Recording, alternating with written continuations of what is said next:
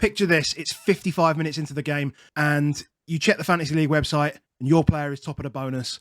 And then that 60th minute ticks over and everything changes. Why is baseline bonus important? What does it mean? How can it help us make better decisions? And who do we need to pick? Let's have a look.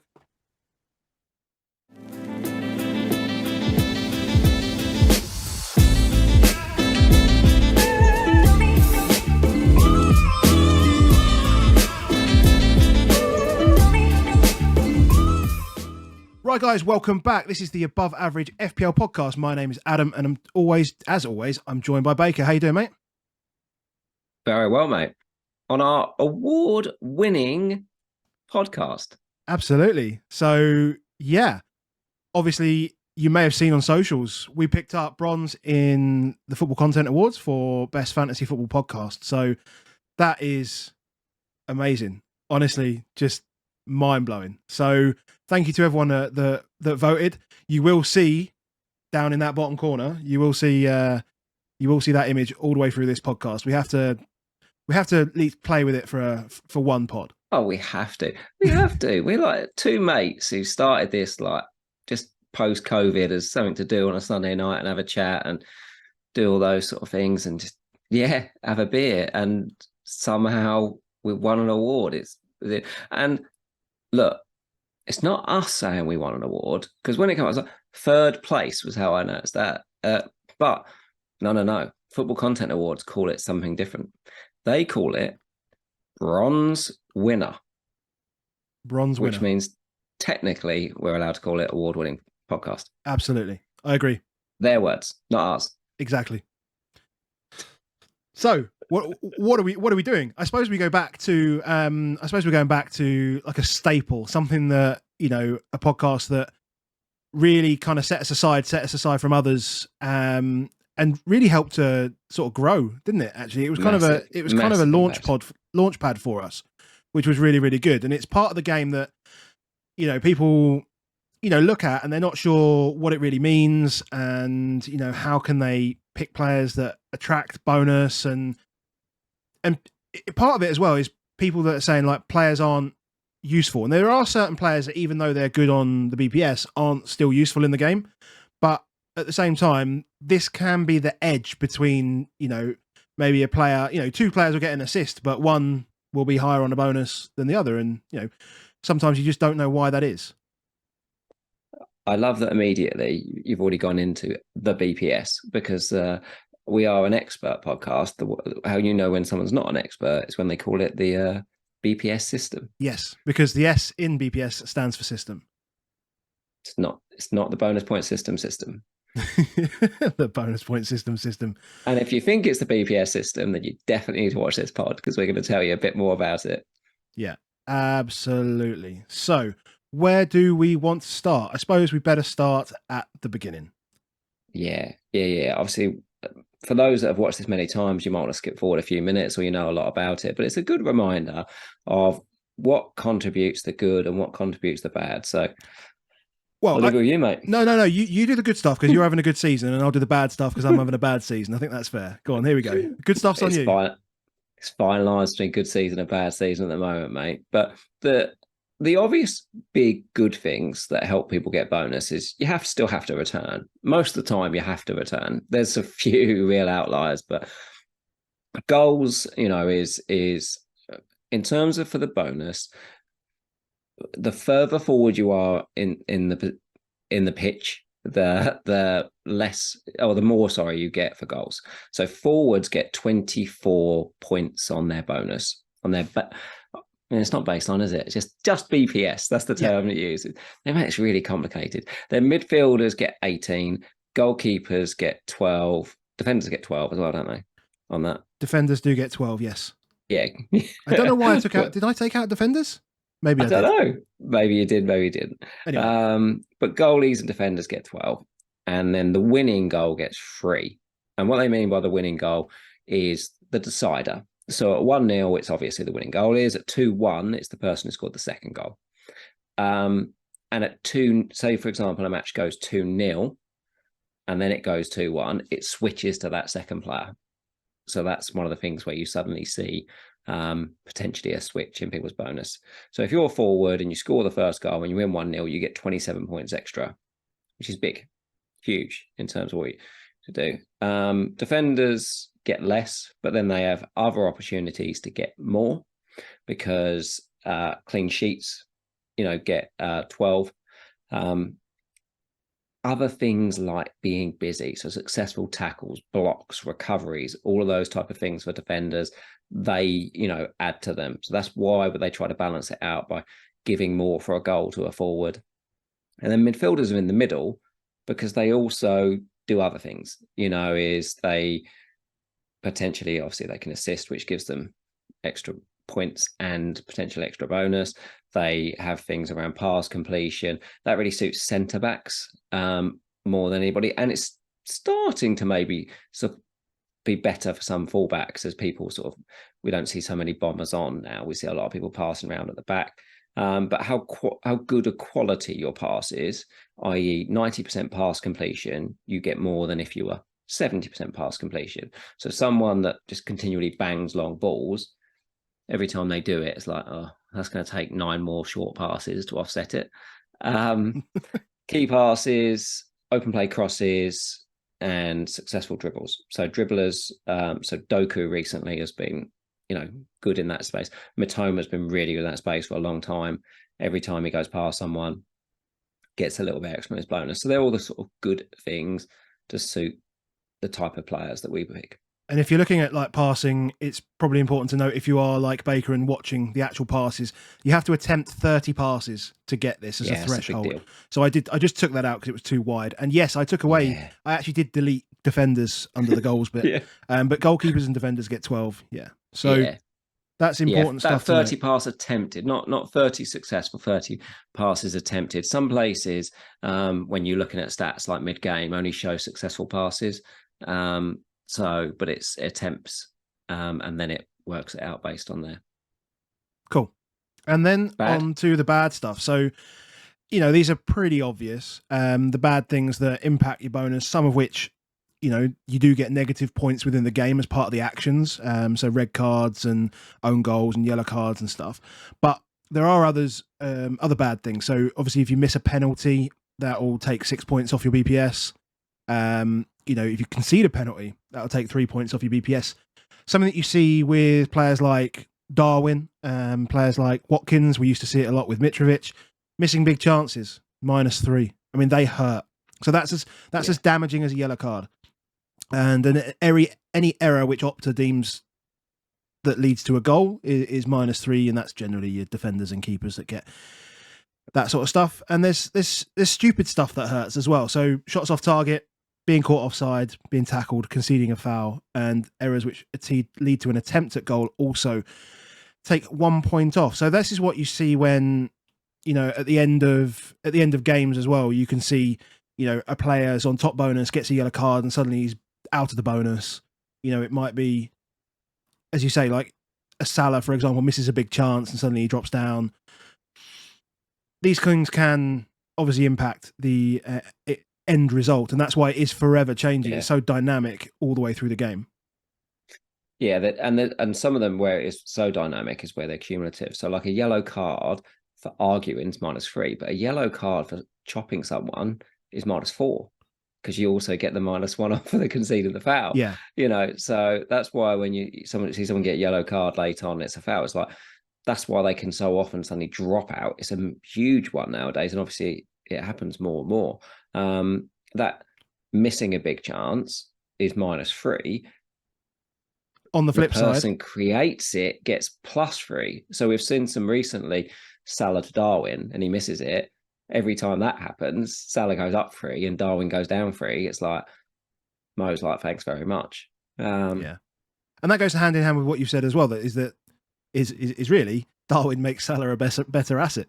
Because certainly in the bonus. Because if he scores, so if Salah sets up Darwin and he scores, he gets 3 in the bonus plus 9 for an assist and 3 points for an assist.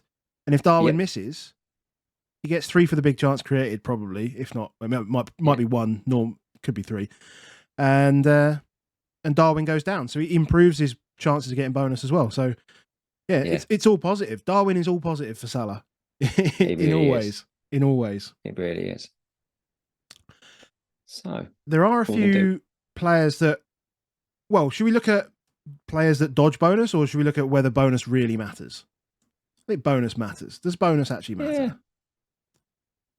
So just a very basic table here, showing myself and Baker and Luke, who is the top content creator in the space at the moment, according to FPLGameweek.com, and just basically looking at our total points, and then from that, like the points that we've got, not the points, sorry, the number of goals that we've got, number of assists, no, points from goals.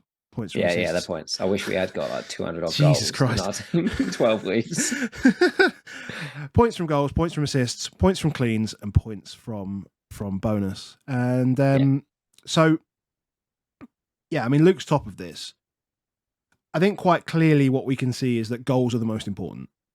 Goals, 100%, are just the massive, massive commodity. Yeah, I definitely think, when we're all looking at our teams, as soon as I looked at this, I was like, yeah, goals are still currency number one. Like, you don't score goals, you don't do well.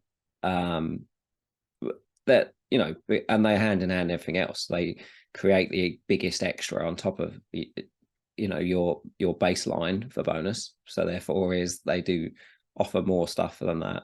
But yeah, Luke having 250 points from goals is a big deal. And yeah, I've got 225 goals. You've got 201 goals. Yeah, that the attacking side, having those players that score goals is definitely a big deal. What I noticed on all three of us was that we all are second most highest. Well, actually, our most highest for all of us is just minutes. It's actually just people turning up. Yeah. Is those 2 points, those 1 points for doing stuff. They all tick along, obviously, and we get those every week. But bonus, is that true though? Because even if you add the captaincy points onto goals, yeah, no, they're in that. Oh, okay. In this points, okay. Yeah. So that includes captain goals, that includes captain assist, captain cleans. Yeah, and that does push the goals up. We tend to captain the players that we think are going to score. Yeah. So, if we captain a defender every week, I'm sure cleans would look much, much better. Fair enough. On this. But yeah, assists, Luke's got 84 points from assists, but bonus he's got 85. I've got and he's got 60 points from cleans. So cleans has been the lowest commodity. Probably should be as well. Most of us play 3 defenders every week, and cleans have been really hard to come by, so you kind of expect it. Mind you got defender as well, but yeah, keeper as well. So yeah, it's just not a huge amount of points in cleans, which is probably why we should just keep continuing to focus our transfers in the attack area. Really, I've got 72 points in assist, 55 in cleans. I've got 101 in bonus, which for me, who's just an absolute nerd for it, makes me happy. Yeah. I even checked world number one, and he had just a couple more points than me in bonus, but he's world number one. I was like, so it's yeah. But I spend way too much time thinking about it. Zoff always makes me laugh whenever we often make very similar transfers, and I'll say to him, well, "This is what I'm planning, and this is why." And my first reason is just always about bonus. Is it probably preoccupies me too much in many ways. I looked at this and was like, actually, just keep making sure goals is your primary reason. So last week I was thinking about like Bowen or Martinelli, and in my brain, my only thing that put me off Bowen was, I'm not so sure he's so good on the bonus. Not so sure he's good on the bonus. I want those. And actually, sometimes I have to just go, yes, Bowen is just a really good asset. Like, forget the fact that he's not the greatest bonus man on earth. And there are times, and we'll see a bit later, where he can be. And then yourself, it's goals, isn't it? Really, that's the prime piece. Because actually, and probably attack a little bit, isn't it? So assists and goals is a bit what's hurt you. But I suspect some of that's been in captaincy. Probably more so. And I've probably got. I reckon I'm probably up a little bit on cleans because I'm generally doubling up. And so I've. Sometimes it means I'm playing 4 at the back as well. So I've had times where I'm playing 4 and I'm only playing 6 attackers rather than 7, which causes a problem. Well, I'd say it causes a problem, but it definitely interesting for you, I suppose, against Luke is that effectively your cleans and bonus are about the same, but there's like 120 points in that in the other areas. So I think captaincy's probably been a big, obviously with Luke, he's done really well, and he's doing well without Haaland as well, which is phenomenal. I listened this morning he did a pod with our friend Sertal on FPL Optimized. Really good, really worth a listen. Cool. But it does matter. We should give it some focus. It is. Well, mate, we wouldn't do this podcast if it didn't matter. Yeah. See you later, guys. Let's move to the zombie team and just see, because people are chucking up this "what if you didn't make a transfer." I've seen this over the last few days, and I would have done miles better. I think I'd have been about 80 points better if I'd not made a single transfer. But these are the bonus zombies, and so basically these are the best bonus guys in each position in a budget that suits 100 mil, basically. So we had to be 100 mil. So leading us off, we've got Leno in goal. He's got 48 points and 8 bonus. Trips, 69 points, 15 bonus. No surprise there. And Anderson, obviously he's had a couple of goals this season, 60 points, 9 bonus. Ben White in there as well. His baseline's pretty good. We'll see that. 53 points, 7 bonus. Usual suspects in midfield, I guess, from what we would expect. So Salah, 101 and 13 bonus. Son, 82 and 11 bonus. Bumo, 74 points, 9 bonus. And then, everyone's favourite budget midfielder, Doug Luiz, 60 points and 10 bonus, just knocking away those penalties for fun. And then, the front three that I have. I literally have this front three. So Watkins, 80 points, 9 bonus. Alvarez, 66 points, 11 bonus. And captaincy on Haaland, and he'd have you 192 points with 28 bonus. The really interesting thing about this zombie team, I mean, if anyone wants to pause and try and guess where this team would be at the moment, then go ahead and pop it in the comments. But if you can't be asked to pause it, then I'm just going to let you know that this team has a total of 885 points and would currently be winning FPL. 3 points ahead. So bonus matters. Well, bonus is a result of the good stuff, isn't it? Yeah, exactly. It's so intrinsically linked, is in terms of it. But good picks, and actually strikers, I think is really interesting. Is that I didn't consider those front three at any point for the start of the season. You'd have done really well if you just put those three up top early on. It was interesting. It's 3-4-3 as well. Like everyone's 3-5-2 with Archer or whatever, and it's 3-4-3 is. Yep. What would have been the best. And no 8 million midfielder. Two cheaper, 2 more expensive. Yeah. Very interesting. And a premium defender in there as well. Yeah, 2 really. White was 5.5 to start. Yeah, and he's 5.8 now, so it's even more. But yeah, 5.5 to start. Yeah. So I guess this is based on starting prices as well. Starting prices, yeah. Cool. Yeah, and I was even nice. I put Gay on the bench, so we had a 4.5 on the bench. And it would have actually got a little bit more points because White obviously didn't make the squad last week. Yeah.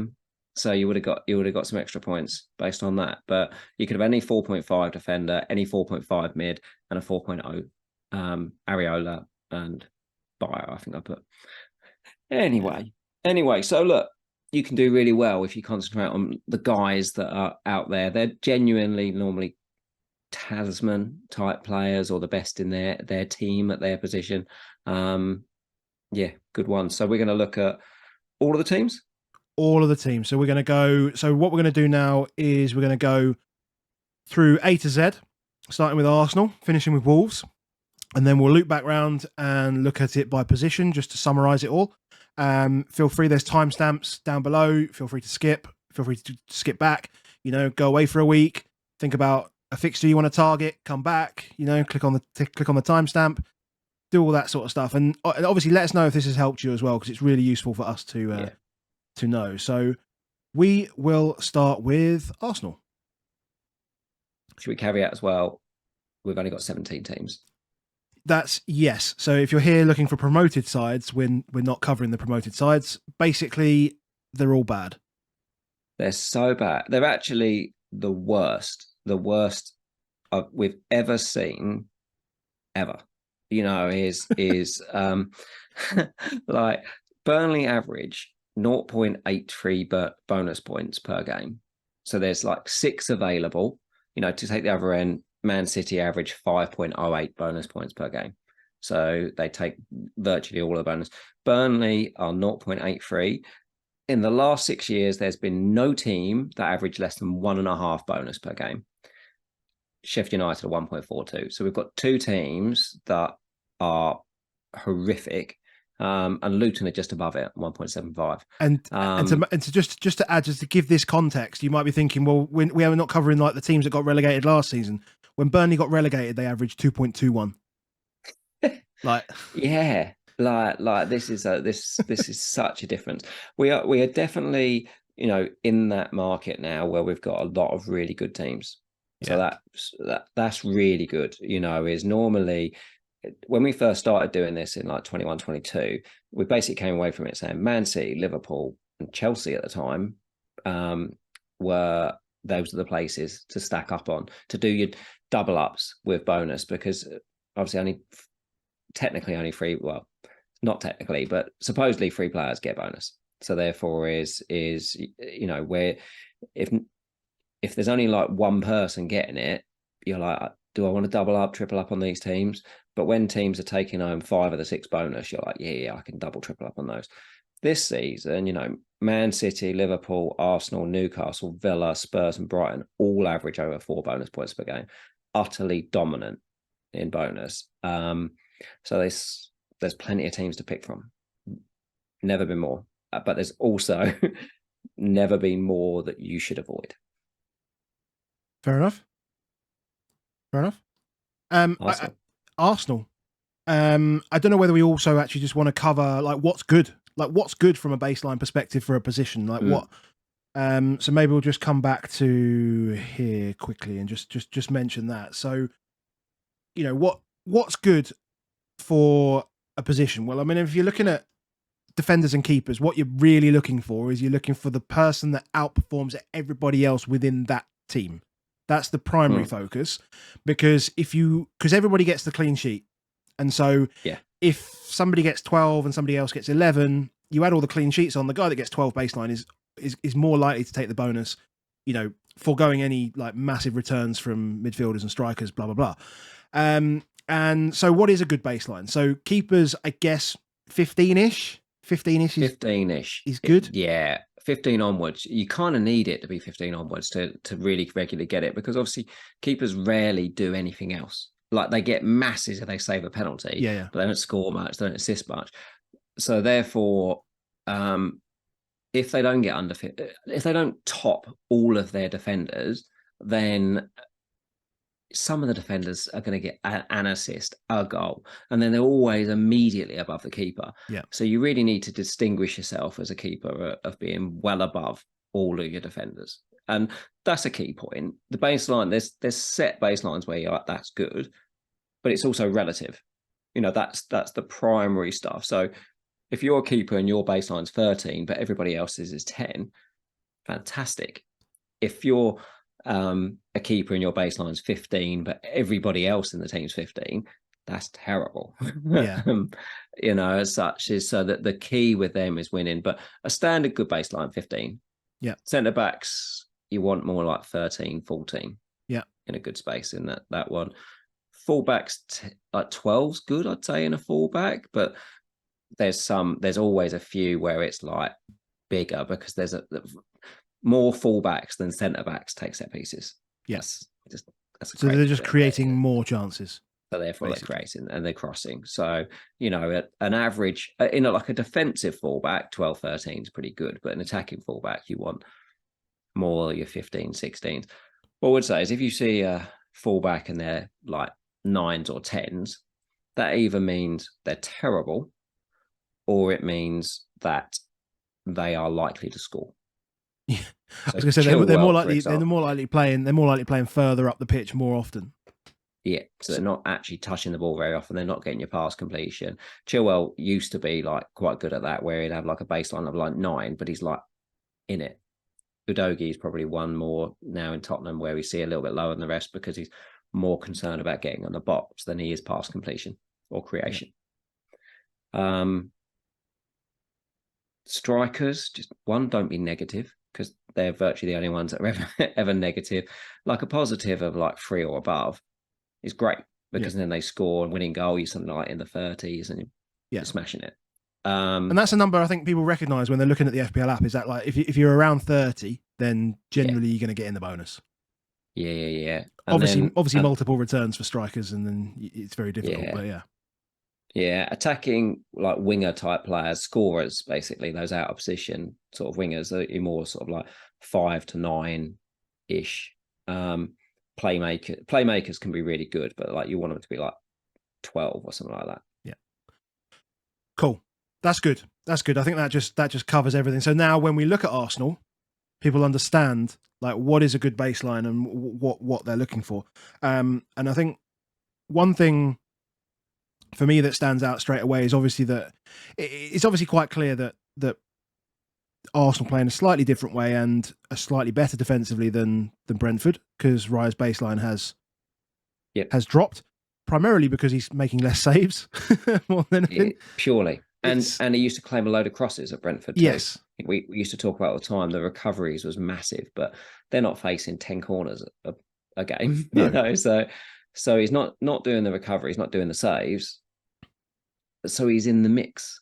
Yeah, he's in the mix. He's got no guarantee of those ones. Yeah, but he's not. Yeah, exactly. He's not going to be there or thereabouts anymore, because, as we've said, like Ben White was in that zombie team, and Saliba's in there. From Zinchenko, when he plays, seems to score or assist. He's the one that's returning most, so he's getting I guess my first one on this was that, from a bonus perspective, the only way really that Gabriel gets bonus is if he scores. Yeah. So he potentially is a 2 or 6 player. He's still under 5 million in elite defense, which makes him great. I was a bit harsh on him probably when we spoke the other day. He was ripped off at half time in the international break for a terrible Apparently performance. So. I hadn't quite realised that Saliba's got all the way to 5.4. In my brain, when I was saying he was definitely the better player, I was like 5.2. Yeah. 5.4 is 5.4. He's starting to get quite close to Ben White. Well, Ben White's 5'8". Like Ben White's gone up. Ben White's a solid pick, but my only concern with Ben White is that whenever they've played 3 games in a week, one of those games, or 2 of the 3 games, he's coming off early recently, and obviously he missed that squad appearance, and we go into 14, 15, 16, where they're 3 in a week, and you're like, I kind of want 2 of those to play. Which means I was just going to say, about 4 weeks ago, maybe 5 weeks ago, you were saying that Odegaard just doesn't pass anymore, right? And he's got a few odd goals, which is obviously what's kicking up his bonus per game. Obviously, he hasn't played the last couple, but a baseline of sub 10 when last year he was sitting at almost 13. Testament to the fact that he's just not creating. He's not getting those key passes. A key pass is 1. Key pass is 1 point on his baseline, and it's all gone to the wings, isn't it? It's all gone wide. You can see that. Martinelli and Saka have just been pushed up. It's like a team that's gone from having a big beer belly to a big muffin top, basically. Like it's all gone out there. Like that's where it's gone. Is they've lost like 3 key passes through the middle, and they've just stuck them all on Saka and Martinelli. I mean, I feel like you put this in here just for a laugh, but I didn't think that Havertz could actually be worse than he was at Chelsea, and he's actually playing deeper in a position more conducive for bonus, and he's actually worse. I think he has the lowest baseline of any midfielder in the game. 3.62 on a baseline. That is impressive. It's so impossible for him in a good team like Arsenal to ever be the person in bonus, even if he scores. Like it's not happening. I don't understand how his baseline is only 3. Is it He's one of those that's like, I'm good off the ball. Like because this data is per start, right? So as we've said, so this data is per start. It excludes sub appearances, so there's no cameos, there's no per 90 like shit in here. Like this is when he starts. He gets 6 points for playing on his baseline. We should cover that as well. as we're working through this, is that we use data per start rather than, so there's lots of ways. If you did total that or per 90, that would assume all players play per 90. Everyone would be massively inflated. If you did total, it would include bench appearances. Well, that's unfair. So like Gabriel would be like 9 because he came off the bench twice. And therefore he had no chance of getting anything on his baseline. So we always use per start for this because it's the best way of saying, like, when everyone starts that race, when they came off the pitch, whether it be after 60, 70, 90 minutes, where was their baseline at to give them the opportunity to get stuff? So per start is the fairest and easiest way to compare these ones. I'll also say the only place you can get this information that we know of is Fantasy Football Hub. So thank you guys to Fantasy Football Hub because you drive this podcast from a data perspective. So thanks to you guys. Yeah. Thank you. So yeah, Havertz is just the world's worst man. He just doesn't do it. And he's always fouling people. Like we asked him to get sent off the other week. Like he just fouls people. That's what he likes to do. Even if it's niggly fouls. Like you watch Havertz in big games and it's like, how has he not got booked yet? It's because he's already done 5 elbows and he's, starting on a minus and he misses some chances. So, and when he misses them, he often misses the target, doesn't just miss them at the keeper. Yeah. Martinelli without a bonus this season looks harsh because his baseline, that's really good for a winger. But one is their defenders are solid. Loads of them, 13, 14 in the baseline. So when he did score his only goal this season, it was they beat Man City. Well, they worked hard to beat Man City. So even though he got the winning goal, it wasn't enough to even get a bonus on it. And then you've got 2 strikers in there. Obviously, Jesus hasn't played a lot, but last season he was just a big hog for them. And that'll be interesting as he comes back, and him and Nketiah probably play 90 minutes between them. And then Trossard does all right because he tends to just return. Yeah. That's low sample size, low sample size. But it's a challenge. It's a challenge for him. So Saka obviously still sticks out here. His baseline is unreal. He's obviously, he is, he's not talismanic, but he's on pens and, he's a good goal scorer. So. It's like Mahrez, like that is. We used to see that sort of number from Mahrez, but you don't see it from many, those sort of 10 to 12s from wingers. If he scores, he's in it. Aston Villa. So this might look like they haven't got enough players to fill a pitch, but basically you don't want to see the people that aren't worth talking about here. So to try and cut the time down on this, we've basically pulled out players where it's like nobody's ever thinking about putting Kamara in their team. So I'm just taking them out. Like, don't need it. We can't really do Bailey or Zaniolo. Like, we're not picking them. So therefore, it is let's keep these still. But it's really interesting. We've got like keeper back 4. We've got keeper in all the back 4 because that's relevant to see, because we're looking at relative to the rest. Yeah, and then you're like, who else gets it or doesn't get it that you might think should get it? So the back 4, well, they just haven't kept enough cleans. They're actually pretty solid all the way around. Cash obviously stands out that he's the most expensive and least likely to get the bonus unless he returns. But that's because he often misses chances, and we've said it before. He doesn't cross; he just shoots wildly, regularly.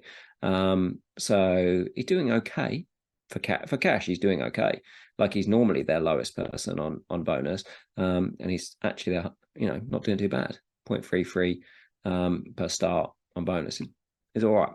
But ultimately, what we now have is 2 midfielders that work really hard and are scoring. So McGinn, does score annoyingly when that flash comes up and it's McGinn. You're like, oh, God's sake. Doug Luiz takes penalties, so that immediately puts him in the equation and has an incredible baseline of 14. Diaby needs to get lucky to get bonus, so he needs to score and them to concede. Weirdly, when we looked at Diaby when he first started for Villa, when he first came to Villa, we looked at Diaby on FB Ref, and we looked at players he was similar to, and who was the player that he was most similar to? Salah. And that's exactly what we saw from Salah last season. Was like he needed double return to really get involved in the bonus. And you're seeing the same kind of thing here. So yeah, it's just an interesting point that he kind of mirrors Salah in the way he plays. And I think he'd probably get worse on bonus as the season goes on. He's actually on 0.42 per start, and that feels high, really, considering where his baseline is. But he's getting away with it because they are conceding really often. And then if they do concede a load, well, Watkins is solid now. Like every season, his baseline gets a bit better. When he had his 180 point season, in like the Grealish breakout one, he was like negative baseline. Yeah. But we've always had this. We've always had this. Like Ollie just misses chances, right? He just misses chances all the time, and he creates more than he used to. Though, I was going to say he's missed 12 big chances this season. Like he's missed one big chance a game. So that's quite good actually, because he started every game. Yeah, he started every game, so he's missed one big chance a game. So whilst that does form part of his bonus, if he didn't miss as many of those big chances, like his baseline would be pushing a lot higher. And to be fair, it doesn't matter so much for him because his baseline's okay. And obviously he's the guy that's getting goals, right? So he's got 6 goals this season so far. So that's good. 5 assists, done well. That's good. Just good. I think the other thing is we talked about this in the last season. I remember Adam Hopcroft pointed out that he got like a new shooting coach, and the shooting coach basically says to him, "Get it on target, like get it on target more." Because actually, what he used to do, not only did he used to miss a load of big chances, he used to miss the goal a lot, and that used to really hurt him. Whereas now he gets minuses for missing the big chance, but he doesn't. Rarely actually. He doesn't get that cumulative -1 for missing the target as well on his baseline. Yeah. So it's just real good in this team. So Ollie Watkins continues to be good. Cash needs a return, but I think that's why we pick him over others, isn't it? Because we expect a return, or not expect, but you know what I mean. Note that one of the main reason that he's so high on this is because he went off before they conceded in a game. So he got 0.25 of that 0.33 per game is because he got a free bonus for going off before they conceded. Yeah. Was that cheating? Was that Luton? I feel like that was Luton. I don't know how it was. I can't remember who it was, but he went off. It was Luton. Yeah, it was Luton. So Martinez's own goal. Yeah. Yes. So outside of that, like his propensity for bonus is real slim. Real slim. Brighton. Amazing. These are always amazing, Brighton. Like the baselines are phenomenally good, especially at the back. Like they're like ridiculous. But as we know, like they haven't kept any clean sheets. So it's almost impossible for these guys to get bonus unless they do something in the game. So Dunk scored, Stupinan scored, assist. Verbruggen, I don't even know how he got a bonus. I don't even know. Did he save a penalty? Maybe. I don't know. I don't even know. I don't even know how that's happened. I think he must have saved a pen. But that's obviously good for. It's really good for the attacking people. Yeah. It's really good. So the fact that they don't, obviously Stupinan can get it because he can get points anyway, not just from cleans. But Gross is consistently strong on the bonus, has been strong ever since he's joined the league. Obviously, where he takes pens or takes set pieces, does what he likes. So baseline of 13 is just really, really good for a playmaking centre back, so, as a centre midfielder. So therefore, any return from him, he's got a chance, and a bigger chance. Even on an assist, he could get it with them, because Adingra and Matoma have okay, but not good. baselines. But they do all right because there's no cleans. I also think they're at a price point where it's not, well, Dinger in particular, price point doesn't really matter for him so much. Like if he returns, you get the added bonus of the return, etc. But this isn't new, is it? This is like Matoma last season, was getting bonus because of the lack of cleans, and it's the same this time. Is they're getting like 0.4 bonus per game.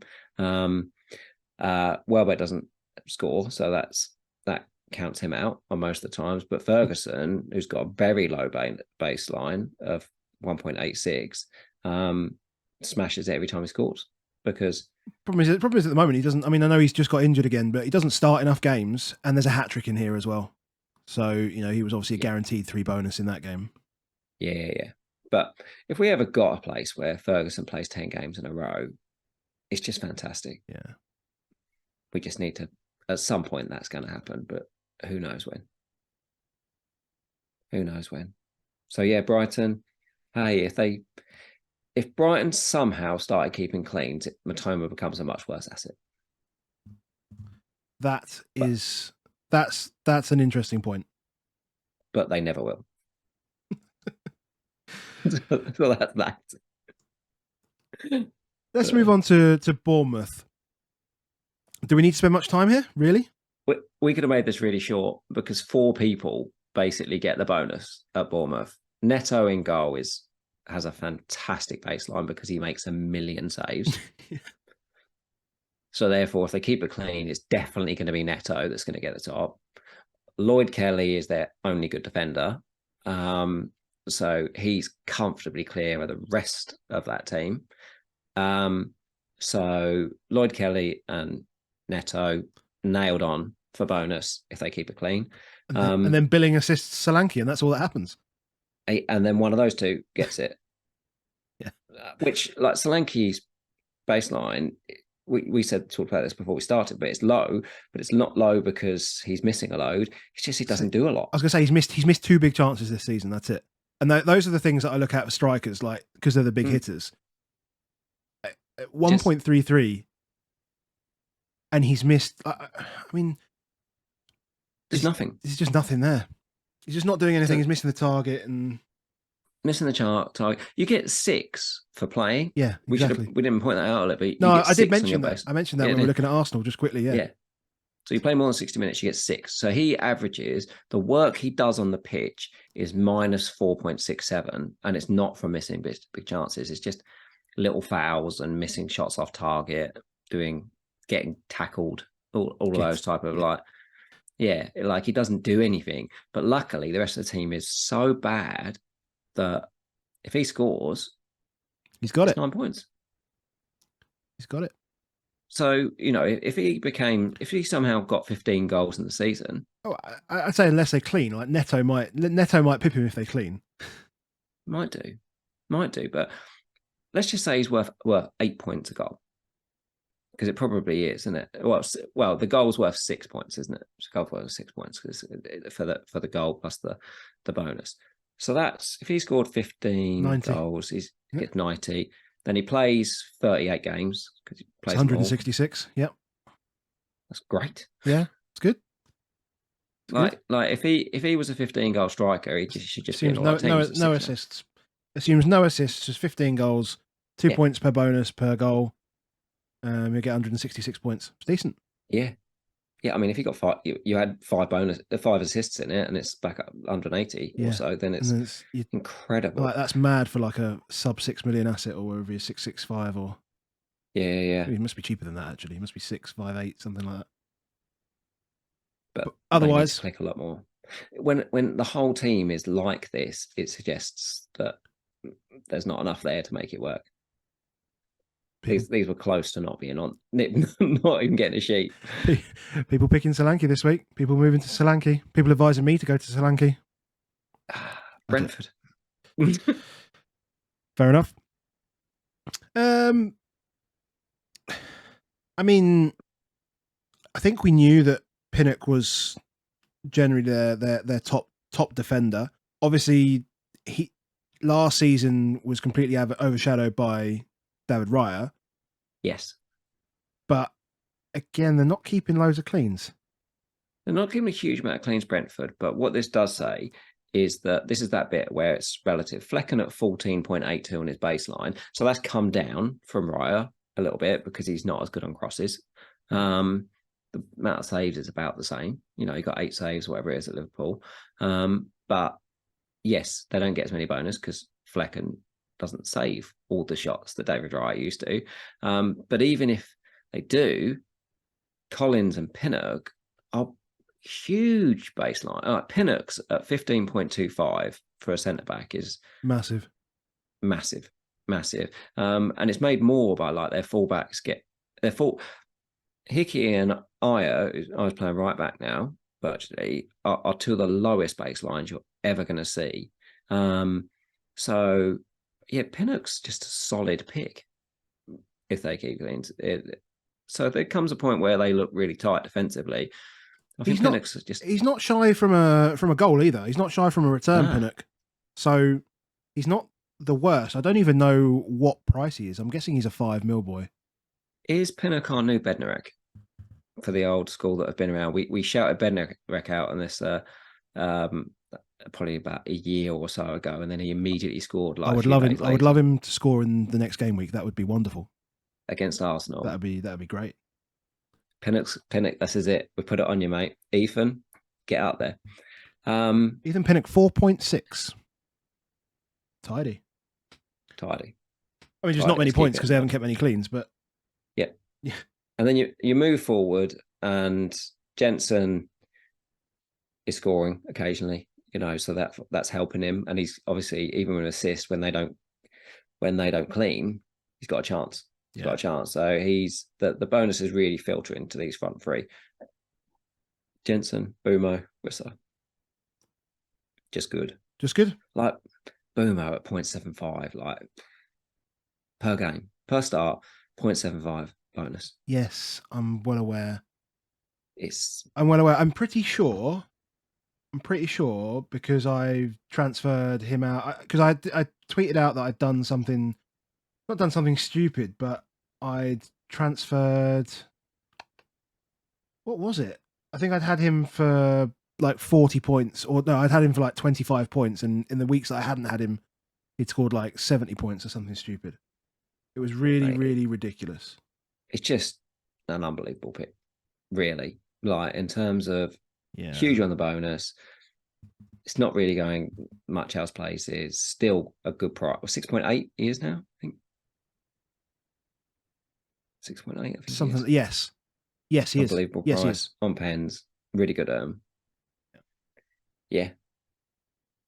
Boomer good. Chelsea. Another similar team to Brighton. They're becoming more Brighton-esque here, where we're starting to see some really good baselines from their defence, but they're not keeping enough cleans to start taking all the bonus. When we go double Chelsea in 16 for Reece James, triple Chelsea, then I guess maybe double, triple. I assume we are now, based on this, just going to avoid Jackson because, and you said to me earlier, you were like, Darwin has the worst baseline of anyone. Actually, he doesn't. Oh yeah, of course he doesn't. Of course, it has to be Nico. Yeah, it has to be Nico, doesn't it? Yeah. Yeah, this is the man that got. That's the closest to a minus baseline. That's the closest we've seen. In previous years, we've had like Neil Mopai. He managed to get there, I think. Mitrovic was definitely negative. Yeah, Mitrovic was the classic negative Mitrovic. Yeah. But Nico Jackson's tried his best here. He really has. But yeah, they 17 for James, small sample size. Only 3 starts I think he's had. But in general, that we've had Thiago Silva many times be like king bonus, but even with a strong baseline of over 15 here, he's not getting any because they're not keeping enough cleans. And Bob Sanchez, similar, over 15. Yeah, I mean, additionally, the goals are coming from coming from Sterling and Palmer, and Sterling, they tend to come in groups, right? They're not coming as single goals. They're getting double. He's getting double returns and Yeah. stuff. So when that happens, obviously that Sterling's taking bonus. Palmer's getting penalties every week. So it's very difficult to compete with that. Palmer's baseline of 8.5 is bad for his kind of position in a creative position. Like you would expect it to be more 10 to 12 easy. Gallagher's is at 15. Yeah, Gallagher's is monstrously big. Works really hard, and so it's good. Palmer, it basically needs to score. An assist won't put him in the bonus at any point, but if he gets a pen every week, yeah, who cares? Who cares? Yeah, and he's what? Is he like 5'2" now? Must be 5'2". Yeah, Still cheap. It's like you said about Dingra, and it's at the price he is. It doesn't really matter. Bonus is literally bonus on him. Yeah, agreed. But he can get it. Sterling, like he's playing pure attack. 5.8 is quite a low baseline, but ticking along. Yeah, no different from last year. I'm trying to remember what kind of baseline he was putting up when he was at City. I'm just wondering whether I've got the old baseline stats from a couple of years ago. But when we get to Chelsea, when we get to City, you'll see that City, playing for City, they're so dominant on the ball that it just naturally inflates everything. Yeah. But Reece James, we will be there. Do we have to? Yes. Do we have to? Oh man. We are sadistic people in this game, and we'll do it again. It is bad. Interestingly, looking, I'm just sorry, just to go back, I just did want to have a quick look. Interesting, Sterling at City was like 6.9, so it's not overly different. There you go.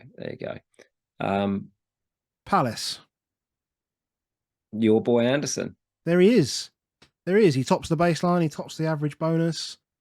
I mean, he just does a lot of good stuff. He's a good passer of the ball. Like he's a really good passer of the ball as well. So he will in this like Roy Hodgson style, like defensive first. I mean, this may change. This is the thing actually now, because this may change. Now we've got Eze back. Now we've got Elise back. I say we like I'm a Palace fan. Now Eze's back. Now Elise's back. There may be a slight change in the way they approach games. Probably not too much, but they have to cater for the fact they've got better players on the pitch. Yeah, for sure. So this may change.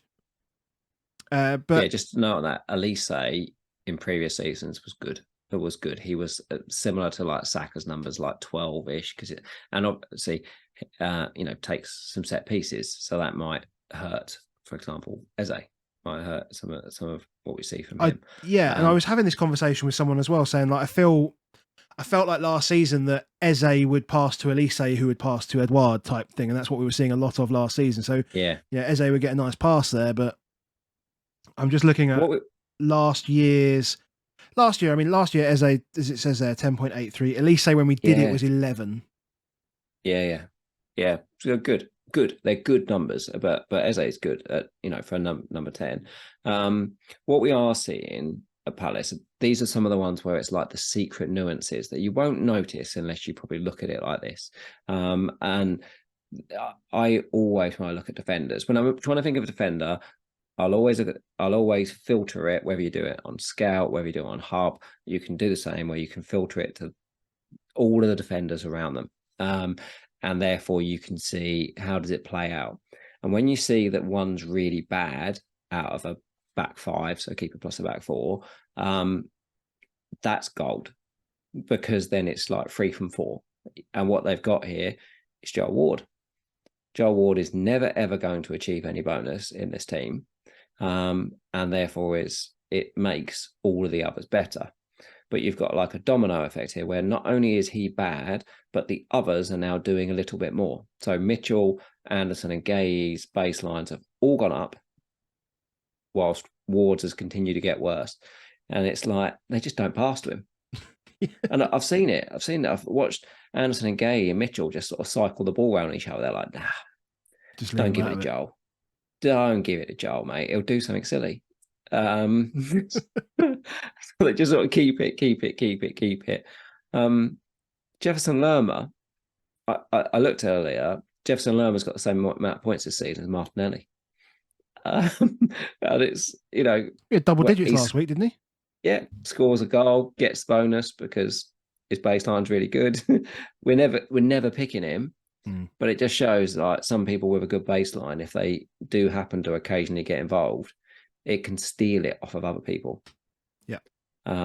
We used to see that at Tottenham with Højbjerg sometimes. He used to steal it off players that we wanted, and he'd be like, ugh. But yeah, interesting that he's played enough games this season to not return big. He does get quite a few little cheap bookings. I know he got booked, like he shouldn't have got booked for the dive last week, but he does do some silly little bookings. That's worth watching, I think. Okay. And Edouard's obviously playing every week, which also is the big difference. Quite often last season they lined up with Zaha up top. I played Mateta quite a lot as well last year. Yeah, Mateta's worse than Edouard. Yes. So therefore, is that now Edouard is up there and scoring, he's naturally going to take. So defenders are really good. Edouard's really good. Eze and we assume Elise when he comes back really good, but and the rest, Jordan Ayew and Schlapp are never going to ever going to get any bonus. That's them. Everton. Your favourite man, Mr. Mikalenko. Yeah.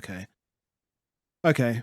I mean, you've got him as an outlier. We didn't show the outliers, but we've got him as an outlier here because his bonus points per game is way above everyone else, and his baseline is way in the middle. Obviously, he's below Pickford, below Tarkowski, and he's in amongst Branthwaite as well. And you've got this similar effect with Young as you did with Joel Ward, which is interesting. You can feel that, can't you? Yeah, I guess. Well, why would you pass to the 38-year-old? I mean, like, you doesn't feel you feel like he's a body there just to get in the way. Obviously Mikalenko does well here because in the last few weeks he's scored like two goals. So everything just gets better from a bonus perspective. Similar to Zinchenko. Is not as good on baseline as Saliba or White, but has come up with some returns recently and therefore can walk home with it. And Mikalenko's done the same. Do we just pick Ukrainian fullbacks? Is that what we need to do? That's the role. That's the role. That's the role. Other than that, this is like a kill. Yeah. If Lewin starts scoring, it's a bit crap. It's okay, but just in general, it's like move on, please, from Everton. Pickford's is nowhere near good enough for him to ever be a pick again. Let's just make sure we're just taking that from our brain. Never a pick. Fulham. Never. I'll tell you the keeper that is a pick is Leno at 18.5 baseline. This must be one of the highest, if not the highest, we've got on here. I'm just thinking back. We've got it per and it's keeper not later. Small sample size because he was 18.19 last season. Yeah. So literally this is why he is a 4.5 gold. If they keep 10 cleans, it's enough. With his save points, with the bonus he undoubtedly gets. And the bonus has got a little nudge up. You know why? No Mitrovic. So he now doesn't have strikers taking his bonus off him. Yeah, because they don't score any goals. Yeah. I mean, as soon as Jimenez did score, he took a little bit off him, but yeah, Leno's just gold. Not a single defender with a baseline above 13. He's sitting there at 18.5. Thanks very much. Yeah. I mean, you can just leave him. You can just leave him there. You could just. I mean, he's like a true perma. Yeah, true perma keeper. Yeah, because he gets 3 or 4 points just off saves most of the time, anyway. Yeah. And then in the good fixtures, he may get a clean, and in which case, in 10s, he gets 10. Yeah. This is Pope. This is Burnley Pope. Yeah. Basically, Burnley Pope. It's exactly really similar. Yeah. Really similar to Burnley Pope. And we all had Burnley Pope. Yeah. I think a weird outliner. João Plenia somehow keeps getting bonus through scoring winning goals. but he's just clutch. He's their clutch player. Um, we cannot pick Jalplenia, so we're not talking about it anymore. But Leno, it doesn't matter what you think about Fulham, Leno continually will be the pick. He's not quite the best keeper we've seen this season, though. No, we'll come to that. We'll come to that keeper in a minute. What we're going to do first, we're just going to give away a mug. So last week we asked people to comment on the video. Let me know what transfer I should do. So we're going to go do that, and then we will come back to maybe that keeper. Right, we asked everyone to comment down below. Let me know what kind of transfer I needed to make for game week 13 after my disaster, because people were complaining that we were only giving away mugs on stream. So I've got the YouTube video link here. This is the video. As you can see, it's playing away in the background, but this is the video. And we will just put that in there. I need to solve this sum. 4 + 5 is 9. So that's good. Imagine if I'd got that wrong. That'd be amazing. And let's just start the raffle. And wherever it lands, you're going to win a mug. Christian Nikolov says Foden to Bowen feels obvious, or Sobo to Bumo. So, Christian, can you get in touch with me at Above Average FPL on Twitter, on Instagram, TikTok, however, and just get in touch, and I'll send you a mug. Easy as that. Well, that was quick. Back to the bonus, I guess. Back to the bonus. Okay, so looking at Liverpool, here's that keeper you were talking about.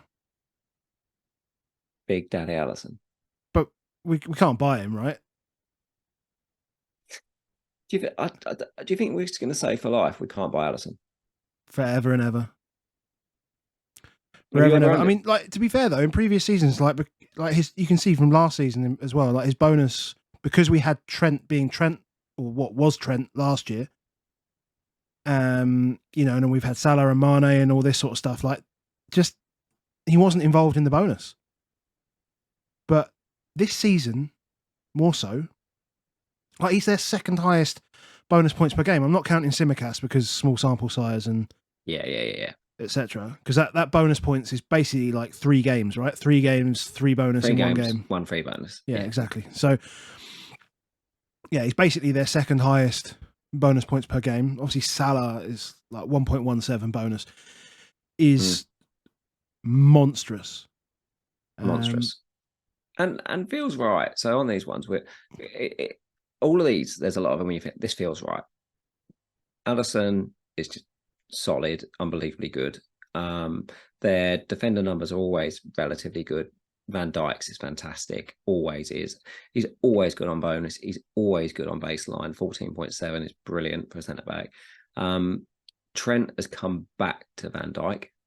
So Trent's baseline was 16.68 and it's now 14.78. That's quite a big deal, knowing that in some games he'll be the 3rd best, on that one. We didn't have much more room on this one, but Robbo would have been the 2nd highest. So Robbo's baseline was over 17. The top of all baseline for defenders was Robbo. So that's interesting. Maybe we'll see that baseline pass to Simicast. Simicast is slightly up, but it's really small sample size, but that's definitely one to watch. Because that baseline of Simicast includes an early sub. Yeah. Yes. So is Trent now a bad asset?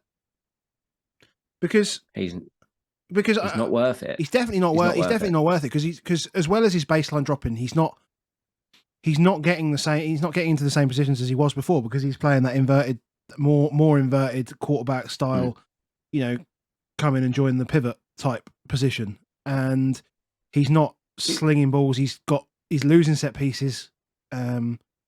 To Soboslai and to McAllister in places as well. But if you offered me now Alisson and Trippier or Trent and Pope, I think that's still just loads more money, isn't it? But you'd be like, I'll have Alisson, and like you just couldn't have Trent because, like I say, even if you went down to the next defender after him that you'd want to go to, then it'd be like, well, I can now afford Alisson. But yeah, if you're looking into that defence, then it's either you spend the money on Alisson or Van Dijk for me. Because Kanate and Matip, you just don't know who's going to play. They both like to get injured a lot. Can't trust it. Simicast just is no brainer. Like if we've got it, like he's now slightly hard again, but most of us now got him already. We've already fell for the trap. Now we have to stick in it. I mean, I'm not doubling. No one's doubling up on Liverpool defence when their attacking numbers are so good, though. Like, just I don't know. I don't know because I still think is like Watkins we just talked about is so solid. That so you can incredibly forego, solid. and we're going to come to City as well, aren't we? You're going to forego a Darwin. Potentially. Like I really want Darwin. I really want this run of fixtures, but I also know that this run of fixtures comes in a really short space of time, and they've got loads of good assets. Hence why we've got such a long list here, and that worries me. I also think when we look at this, like he's averaging 0.17 bonus, which is only worse than who Luis Diaz, Kanate, Matip, on here for this team. So therefore, is like we talk all the time about someday Darwin's going to score 4 goals, and I want to be in that club when he does it. We do, but when he scores 1, it rarely does anything. Yeah, we still haven't had that day yet, have we? How long have we been waiting for that day? Like when he scores 1, it's just the same as a defender keeping a clean sheet. Yeah. He has to score 2 to have a chance in this team, because this team scores 3 most games. So as soon as anybody else starts doing stuff, and if they keep it clean, he's got no chance. He has to brace to haul. I mean, naturally, but like those players, like it sounds ridiculous that you would go Solanke over Darwin, but would I be surprised if they ended up on the same points at the end of the season? I really wouldn't. Yeah, really wouldn't. And we all. Darwin's definitely in all of our heart. Like you want to own that player that's taking all these chances, doing all this stuff, but I feel like I'm in that position where I don't actually want Darwin, but I know as soon as he gets that day comes, it'll hurt me more than I know. But only really for one game. It's in our heart, because we're like, we want to be in that club. When he gets that, I want to be the guy that's on Twitter saying, I was there. I was there when I did that. Some sick bastard is going to triple captain him in a double game week, and he's going to have that week then, aren't you? We have to remember, I know that fixtures are going to get harder on Watkins. We have to remember that we jumped off Watkins to Nico Jackson. We have to remember that. Yes. What happened, is Watkins just smashed it up. It's a big deal. Salah's just old, mate. And he's gold now because Bobby Firmino's gone, who was pretty good on baseline and scored the odd goal. He's gold now because the other guys, Diaz, Jota, Hakpo, like their baseline's lower than him. So he just has to score the amount of same goals as them. Yeah. Firmino's baseline for context was 7.8. Yeah, last season. good. It's and then high. Got more points. Yeah. Szoboszlai, obviously, this is exactly what we see from him. 15 from a credit. I don't think there's many. I was about to say there wasn't any, but I know there's one. We know there's one. We know there is one player that creatively gets more. And we haven't discussed him yet, but that's Kevin De Bruyne. We've talked about him, De Bruyne like that. It's De Bruyne like levels. But he just hasn't had the same output as De Bruyne. No, first season, like I still of course. 12 games. I'm talking in absolutes, mate. I'm not. Yeah. There's no it's his first season credit or anything like that. It's just in absolutes. He just hasn't returned as many times as De Bruyne, because De Bruyne's De Bruyne. De Bruyne's De Bruyne, but if he got hot, he got hot, then he'll be shitting bonus points. Yes, which is sort of happening for a guy on our next one under City, and that's Bernardo Silva. Like, I feel this when I'm watching this. Bernardo is on it. His baseline average for the season is 17.25. Again, not the highest of all midfielders, but it's second. second of the midfielders. But in the last 3 weeks, I think it's like 18, 22, 26, his last 3 weeks. He is on it. And that's a big deal, just in general. But Haaland is the only player in their starting players that doesn't have a double-figure baseline. That's how dominant Man City are in their games. They all hit past completion. They all, are just solid. They rarely foul. They rarely do bad stuff. They just... It's because they've always got the ball. Always got the ball. This is just such a ridiculous baseline set. If you're listening to this on audio, jump on and look at these, because we can't possibly read them out all day, but everybody is between like 10 to 15, 16. Julian Alvarez at 10.33 for a striker is like Gabriel Jesus, didn't he? He did that at Man City. We had a little bit where he was kind of that number. And I mean, he was not just kind of, he was that number. He was up there. And this is that kind of level of a general all-round playmaker. That's why he's so good. But Alvarez and Haaland average 2.09 bonus between them per game. Let me just go back. That's more than Bournemouth, more than Luton, more than Sheffield United, and more than Burnley. Yeah, exactly. Just on their own. Yeah. They are phenomenal. Is what it is. That they are helped by the defenders are not cleaning. They're not cleaning, so therefore it's there. And then if they do clean, it's so closely spread around. We talked it could be about anyone. Yes. Do you know who it couldn't be though? Couldn't be Ruben Dias. It couldn't be Ruben Dias, and it couldn't be Ederson. And they're like the two people that people pick in their team. Yeah. Like Ederson at 13.09 makes no saves, they don't concede corners, so claims no crosses, doesn't do anything like that. So therefore, literally, we talk about, our friend Danny did the meme of this, but yeah, keepers that make saves, and keep cleans, do better and get bonus, do better, all that business. Like he has zero bonus, zero intention of getting any bonus, not happening. And then Diaz has the lowest baseline of all the other defenders, and therefore he's also the epitome of a 2 or 6 guy. They're not worth their money. Not when you just saw what you saw from Alisson. Not worth their money. And contexting Alvarez, when we did Jesus, 8.9 was his baseline. So Alvarez is better. Even better. It just means he's just going to continually be a really good asset. But it's always going to be a question. So Alvarez is not going to be a question. It's not a question of that for him, though, is it? Really, it's always minutes. It's always minutes. Like it's the only ever question. Now. It's the only question that's ever asked about Alvarez.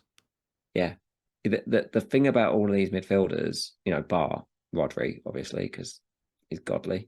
But the other ones, you're like, I don't know exactly who's going to play, and we have the horses for courses that Luke also tells us that Pep likes to do. But Alvarez is playing every game. All the time he's playing every game. 7 million for this striker is fantastic. He'll be back in my team at some point. Yeah. Man United. On one, just flick back. Can you just flick back again? No, just flick back just for all the double digits that are there. Look at the double digits, and then we go to this. And then we go to Man United, which is basically... It's basically allergic a defense. To the ball. It's a defense that they've kept 4 cleans, which is a few more than others. But it's difficult to pick the right defender. I guess sensible would tell you to pick Dalot, pick that right-sided defender. Wan-Bissaka, when he plays there, averages a bonus point a game. I'm guessing that's 3 games, 3 bonus for the goal that he scored. A little bit more than that. A little bit more. The goal that he scored. More than that. No. He's actually scored. He's actually been doing okay. Full stop. Obviously, when he plays, he does all right. He was fantastic when he first came in at Palace. I did, and he was good before Dalot was there. When he played at right back, so not last season before. he's quite often been nearer the 15 through being an unbelievable one-on-one defender. Yeah, it just makes a lot of yeah, that's it. Lots of tackles. Just lots of tackles. So he is good. He is good. Problem and just in general across the defence, you can see this. This is a defence that works hard. They clear a lot. They block a lot. They intercept. They're defenders that like defending, and that's good. But then when they get the ball, they get it forward. They get what, and it's not even necessarily them that gets it forward. We get it onto Ericsson or we get it onto Bruno, and then they get it forward. So they're not particularly wasteful either, in that they're limited and they're doing the limitations, which means they're rivaling Onana, who I talked about before the start of the season that I expected him to be great on the bonus, and has not been, won't be going forward, because one of Dallo or one Bissaka will play every game. Then you go further forward, Bruno and Ericsson just hugely stand out. Playmaking type stats, 12 baseline equals huge numbers of bonus, and everybody else is allergic to it. McTominay, obviously, he did get bonus when he came on, but he didn't start that game where he got the double. But Casemiro, McTominay, Mount, Anthony, Garnacho, Rashford, and Højlund have got 0 bonus this season when they've started a game. It's so bad. That's mad. It's ridiculous. I can't even fathom it, to be honest. I mean, I still feel like Bruno's an okay asset. Yeah, good asset. Because when United do good stuff, and they've unbeaten in 4 or something like that. When they do good stuff, he's involved. He gets bonus. He gets bonus and others don't, and they're about to play 3 games in a week, and he plays every minute. Yeah. So, like, you with him, I would not rush. I'm not rushing. There's definitely more when priorities. He does do stuff, he will haul. Just like that Fulham, like, he did nothing from a non-FPL, so to say, he did nothing every game, but scores a great goal, huge haul. Yeah, gets everything. Even with a clean. Even with a clean. Because it's a 21-point BPS goal, which means he's 33 goal on the bonus, excluding everything else. Way too far for every and you only get 12. So yeah, baselines of Onana, Dallo, Wan-Bissaka, etc. will get you to 27. So he's always going to take bonus when he scores like that. Yeah, and they're only ever likely to get to 27 because they're not big assisters, those, and they're not big scorers, those defenders. So yeah, it just, everything about it says, well, Bruno's still really, really good. Yeah. Newcastle. So, I mean, there's no surprises here, I guess, that Trippier is an absolute monster. But I say no surprises. Trippier is an absolute monster. Botman is up there really, really high before his injury. Best of all centre-backs, 16.4. Yeah. Yeah, best of all centre-backs, 16.4 Botman. So kind of important we get some good news from him. I know... Sounds relatively positive. It's like if he doesn't react, we go. Yeah. So we could have the best sub-5 million defender back in the team. So we just have to go share back to Botman, do we? But I mean, Trippier, Botman, and Share, 3 defenders over 14 means that we talked about it. Like, Pope then has to shine, and it's not enough. It's not enough. Is his 14.67? It's just so unlikely to be enough. And it's meaning he's got 1 bonus point this season. Yeah, and I mean, like, all the goals are coming from Isak and Wilson when they're fit. I mean, like, they very rarely score a goal that doesn't involve them. We've seen the quality of their chances go down since they've been out. Looks positive for Isak at the moment, coming back, which is good for Newcastle. Yep. Those strikers, like, you can see it last season, this season, that the talisman striker at Newcastle gets a load of bonus. Yeah. Between them, they average they're between like 0.6 and 1, and last season it was between 0.7 and 0.8. Whichever one of those strikers they continually play, they are gold. Yeah, just need the run. Just need the run. What it means with loads of good defenders in terms of that, and good strikers, yeah, defenders that often keep cleans and strikers that often score goals, is it doesn't really filter to much else. So Gordon, it makes Gordon look shit. Like, it makes him look like terrible. And like, if you're considering him alongside like Neto as an option, for an example, and we'll get to Pedro Neto, I should say. Yeah, We can see the difference between the two there. Yeah, he's only ever going to get bonus if he scores, and even then, he probably needs something else to happen. It's probably why they bought Harvey Barnes, because Harvey Barnes was our hero last year of would score all the time and never get any bonus. Gordon's going to be relatively similar to that. Is when you have, and he takes a lot of people on, but he's not massively quick. So therefore, he is going to get tackled quite a lot. He is going to speculatively shoot. He does work hard, so he's going to have the odd foul and stuff that happens against him. He's already had 6 bookings this season, so that's killing him. 6 bookings. Like, you take that off the bookings, and he's probably all right. Yeah, true. But the fact is, he does get them. So that really does limit Gordon, I would say. Compared to, we saw, say, for example, Palmer earlier on pens and a baseline of 8.5. Yeah. But the more you look at it, it looks relatively lucky, the amount of bonus that Palmer's got. But you also look at it and say, that's just gold. It's just gold. Yeah. It's just a free gift from it. Botman, share, Trippier, just really, really good. The left back this season in Burn has been the Joel Ward of the team, in that he was nowhere near. So that would be really interesting. There was sort of rumours that Trippier would go to left back. I can't see him doing it because of the role that the left back plays in this team compared to what Trippier does. And Hal said something about how important Trippier is to this team, which means the Cells, if he does, Livramento, if he does play, looks like it'd be left back. Well, that's not the greatest place for bonus in this team. And what we have seen Lascelles when he's played, he's no Botman. So he will be straight out. He's done well, but he's no Botman. Let's move on to Forest. Is there much here, really? Do we need to spend much time here? I mean, Odysseus has obviously got a small couple of games. It's only 2 games, isn't it? Yeah. I mean, the keeper's well busy there because they're busy. But guess what? They get no bonus because they don't keep cleans. Yeah. Well, they kept 3. Some have kept 3 cleans, and somehow when that happens, they haven't. But I think they kept cleans when the likes of Wood or Taiwo score goals, because not many of the other players score goals in their team.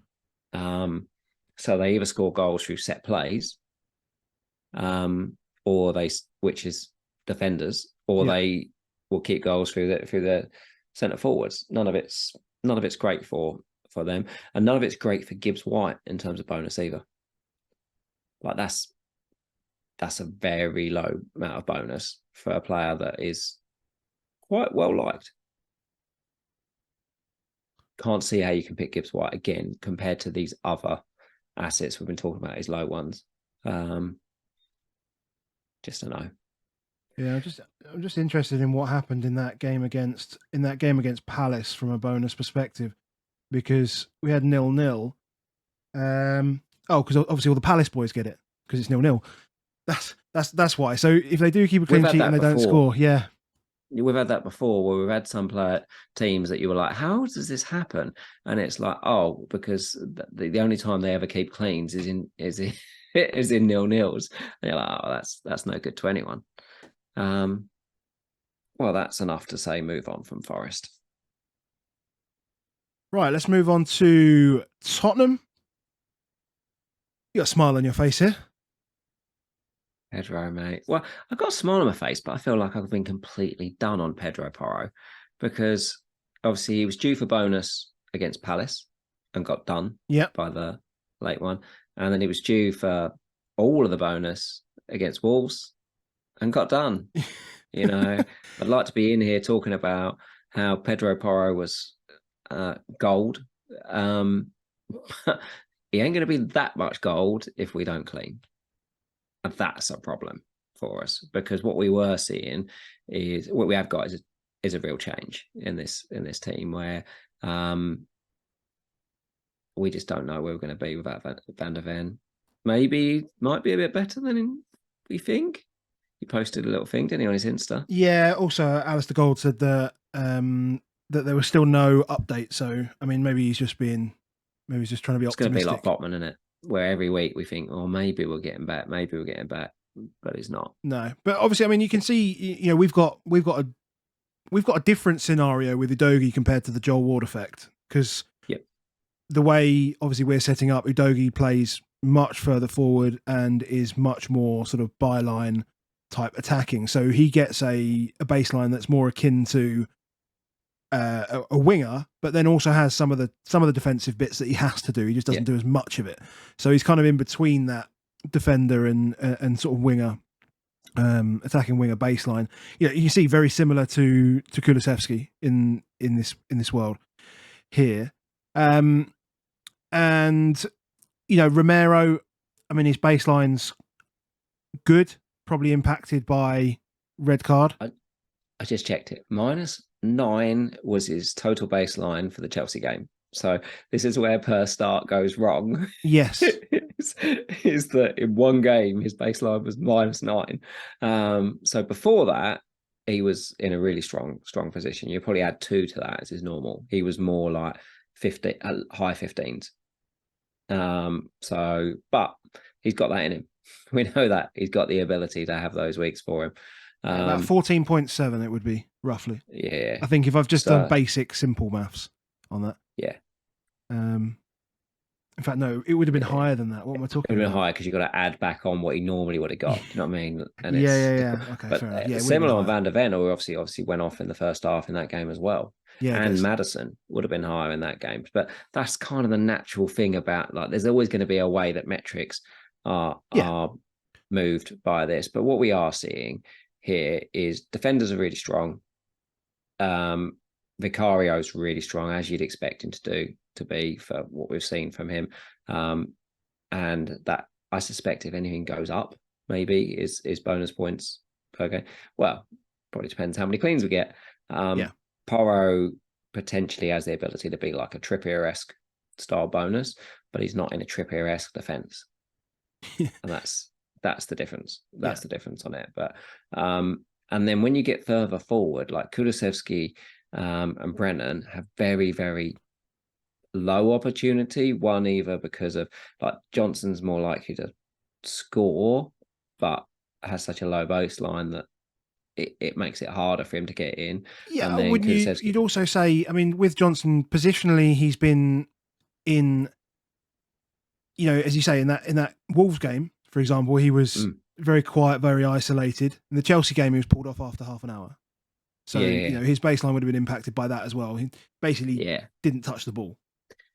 He hasn't been helped by the situation. So there's definitely context, and I think it's good to understand what that context is. But generally, it's good defensively, as you say, and Son is high. Son is solid, albeit we looked at this in the first couple of weeks of the season when he was on the left wing.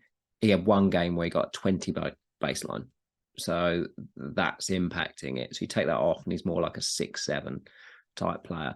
But he is still scoring enough goals, and we are going to probably concede more going forward and keep less clean sheets, that he probably maintains that. It's just, and obviously no Maddison, he probably just maintains a very, very good rate of bonus. Good. But yeah, Porro's the only one, if you're looking at defenders, really.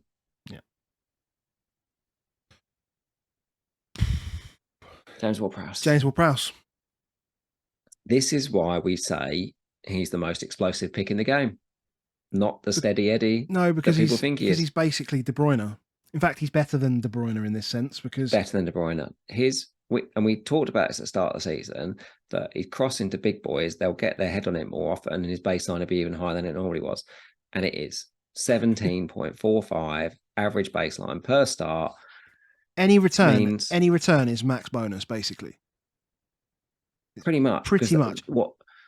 What's added to it is that they've only kept one clean. Yeah, all they're not season. keeping cleans. Horrendous.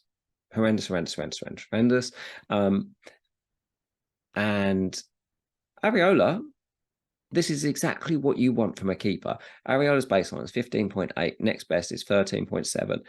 And then much lower. Yeah. So if they clean, he gets it. He gets it, which makes it's we are going to, at some point, if anyone's got like two keepers, like I've got Flecken, at some point, I'm going to bench Areola and it's going to be a 9-point against me. That's a worry. Because I've got a decision on that this weekend, but I think I'm going to play Areola. Looking at this, seeing how good Pinnock is, like this has led me a little bit in this one to think to myself, nah, like I will roll the dice on Areola, because if he does clean, it could easily be 9 points. But all the time they don't clean, the person that's benefiting is Jared Bowen and James Ward-Prowse. But yeah. But Jared Bowen's actual baseline is less now than it was last season. It's 6.17. That is not a good baseline. Think back, I talked about Martinelli or Bowen was my combo. Martinelli's baseline is 10. Bowen's is 6. Yeah. But because of the environment he's in, where it's not an elite defensive team, because he's got a striker we think he's done his hamstring now, but is just not playing very much. Because the guys around him in Paqueta, Kudus, Souček, Alvarez do not have good baselines either, it's meaning he's just smashing it. 0.67 baseline bonus per game he starts, and he starts every game. It's all good for Bowen right now. If they shore up, it suddenly gets a bit worse. But I'm not sure they will. Yeah. So Bowen just, where he couldn't get bonus last season because his baseline's too low, he's now able to because the environment is in. Yeah. Yeah. And then the same thing applies, as we said, to James Ward-Prowse. You can't time a haul, but his hauls do come. And he's in a better position here than he was at Southampton, just because he's in a better side, and they do more. You can tell now. My enthusiasm, my voice has just gone down now, because I'm just sad about not having him. Well, we're not sad about not having him, mate. We're not sad. We got him in because we got sucked in with this, but but ultimately, it's James Ward-Prowse. Goals win games, right? Goals win games. Goals do it, and that's why you have Bowen rather than James Ward-Prowse. Yeah, goals are even more important than the bonus part. So we stick with Bowen. Let's move on to the last team, and that is Wolves. So Jose Sarr, great. Don't keep clean sheets. Doesn't matter. Neto is an absolute standout. Yeah, this basically reads almost identical to West Ham in that those two teams are the two teams with one clean sheet this season, which means that, yes, the keeper's doing everything you want from a keeper, will get the bonus if they clean, but they don't clean. So therefore, it then goes, where can it go to? The striker doesn't score very often, works hard, hence why he has Cunha has a baseline of over 5. So then potentially, even with an assist, Neto, because if Neto assists Huang, it's not much in it. Yeah, it's there close. Really isn't much in it. It's 9 for an assist, 18 for a goal. So yeah, you then just have variance. Nah, really isn't that much in it. So, and they could both be in the bonus, which is what's happening. So both Neto and Huang are averaging half a bonus point per game, because Huang's putting the ball in the net, because his baseline's like a striker, and Neto's just making everything happen. And strangely, Lamina is somehow doing okay. Yeah. Because, again, good baseline if he does score. Great. And he did score. And he did score against us in the 97th minute. Thanks very much. On that note, A to Z of clubs in the bag. Done. So what I guess we plan to do now is just quickly summarize them by position, and then we're out, I think. And then we're done. Yeah, and then we can let you guys, digest that, pick the team you want to have a look at, dive in through the timestamps, as we've said. If you have got this far, and you've managed to listen to this and you're not timestamping your way through, then if you do enjoy the content, make sure you hit the like button on this video. It takes a lot of effort to actually produce this video, as you can imagine. There's a lot of slides and stuff like that. Baker does a lot of data digging, a lot of research and manual stuff. grab stuff. It is hard. Which it's a full sausage. In fact, actually, machine. this is harder to put together than a weekly one. Oh, easy. Yeah. Easy, because it's as I said, only one place you can get it. You have to try and extract it, put it into an Excel. I put it in a crappy Google sheet, and I am the world's worst man. I send it to you, and then you make it into something that actually is usable. Yeah. It's teamwork, mate. Teamwork. But if you do enjoy it, make sure you hit like and do subscribe for more content to your award-winning, above-average FPL podcast. And with that, we will move on to goalkeepers. So. Yeah, just to summarise, basically, like Alisson is, considerably, well, not considerably. I mean, he's considerably the best premium goalkeeper. But at the same time, Leno is just such an excellent pick. Like Fulham, such a solid pick. Fulham have these annoying centre backs that are just. I mean, I know Diop's out at the moment and Bassey's a pile of shit, but like Tim Ream is like this classic centre back that just. Occasionally they just grind out these clean sheets. Yeah. And that means Bassey's the one that's kind of puts you off in it. All the time they're playing Bassey, you're like, yeah, I can stay away from them. But if Bassey wasn't playing, I'd be like, oh yeah, I'll get Leno in. Do you feel like they should do okay? I mean, especially with like Castagna in there as well. I mean, you feel like they're not terrible defenders. Yeah. If they don't do it, I'm certainly in no rush to do a keeper, but if somehow they got like a little bit extra in their defense. I've said this before though, mate. I've said this before though as well. I said this last week. Like if over 4 points, sorry, if over like 12 weeks 4 points is made up, then like just do it. Areola's not in this list, man. Yeah. Turner's not in this list. Flecken's not in this list. Yeah. Like they're not here. They're not competing. I know they don't really compete against the other keepers, but they're not competing. You're right. And Leno is home to Wolves next. Then he's away to Liverpool, which obviously not so good, but he'll get a load of saves. Then he's home to Forest the next 3. I mean, like they're pretty good. Sounds fine to me. But so I've highlighted basically like the top 3, obviously from a BPS. This is sorted by BPS. Baseline BPS, and then I have highlighted some top bonus point haulers from the rest. So obviously Neto at Bournemouth there. Yeah. That picks up quite a lot. But yeah, no, this just screams like just get Leno and just take the hit and just do it. Because it will feel shit in the week that you do it, but over the next, like when are you wildcarding next? 28, 29, 30, whatever? Yeah, exactly. Like that is 15 weeks away. It's a long time away. It's a long time away. Damn you. I tell you what, if Leno doesn't outscore Flecken by more than 4 points by game week 25, I will, assuming both play, right? Let's assume both play. I'll chuck 50 quid to charity. There you go. Noted. Like, noted. Somebody wins. Either you win. Well, if you, either you win or charity wins. There we go. Happy days. There you go. You have to pick your side, mate. Defenders. Robertson, top Trippier, Pedro Porro, and then Anderson, the other pick out the bunch for bonus points per game. But then again, that's because he scored 2 goals. Did include as well that goal against United where they won 1-0. But the baseline's good every week. Baseline's good every week. So it's helped his number of bonus by that, but the baseline's up there every week.